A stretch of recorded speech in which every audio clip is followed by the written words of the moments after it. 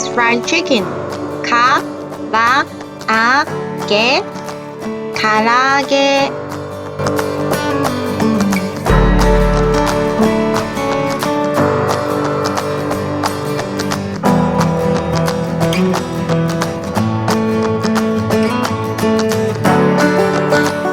As for the preparation, sprinkle generous amount of salt and black pepper on chicken thigh pieces and add 1 to 2 teaspoons of grated garlic and ginger. After that, add 1 to 2 tablespoons of Japanese sake and 2 tablespoons of soy sauce.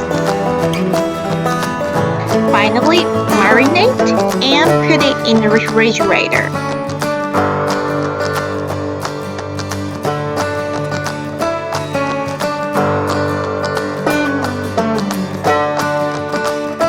Right before you deep fry the karaage, coat the chicken with all-purpose flour and potato starch.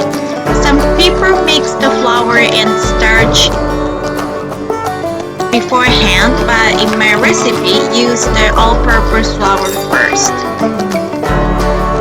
And lastly, coat the chicken pieces with potato starch. It will make the shell stay crisp.